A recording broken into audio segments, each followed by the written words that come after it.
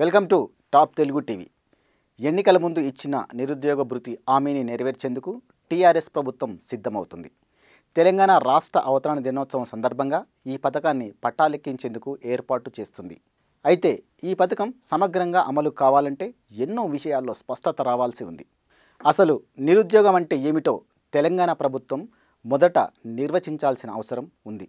వయసు, విద్యార్హతలు ప్రాతిపదికన తీసుకొని ఎవరెవరిని ఎలా నిరుద్యోగులుగా గుర్తిస్తారు, ఎన్ని వర్గాలుగా విభజిస్తారు అనే విషయంపై ప్రస్తుతం కసరత్తు జరుగుతుంది.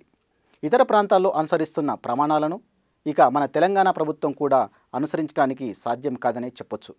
ఎందుకంటే ప్రస్తుతం నిరుద్యోగ భృతి ఇస్తున్న రాష్ట్రాల జనాభా, ఆర్థిక పరిస్థితి, నిరుద్యోగుల సంఖ్య ఇలాంటి విషయాలను చూస్తే గనక మన రాష్ట్రంలో కంటే మిగతా రాష్ట్రాల్లో భిన్నంగా ఉన్నాయి.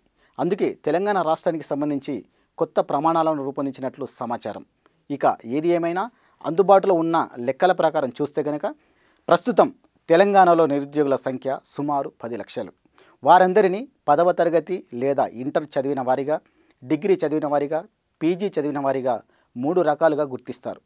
10వ తరగతి లేదా ఇంటర్ చదివిన వారికి 1000 రూపాయలు, డిగ్రీ చదివిన వారికి 2000, పీజీ పూర్తి చేసిన వారికి 3000 నిరుద్యోగ భృతిగా ఇచ్చేందుకు ప్రభుత్వం నిర్ణయించినట్లు సమాచారం. ఇప్పటికే దీనిపై తుది కసరత్తు పూర్తయిందని, త్వరలోనే ప్రభుత్వం దీనిపై ప్రకటన చేయనుందని తెలుస్తుంది. వీలైతే లైక్, కుదిరితే కామెంట్ పెట్టండి. ఇలాంటి ఇంట్రెస్టింగ్ బ్రేకింగ్ బిగ్ న్యూస్ మాకు తెలిసిన వెంటనే మీకు తెలియజేస్తాం.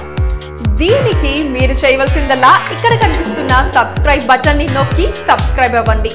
అండ్ ఇంకో విషయం, పక్కనే ఒక గంట సింబల్ కనిపిస్తుంది కదా, దాన్ని నొక్కారనుకోండి, మేం చేసే వీడియో అప్డేట్స్, నోటిఫికేషన్స్ అన్నిటితో మీ డివైస్లో వాలిపోతాం.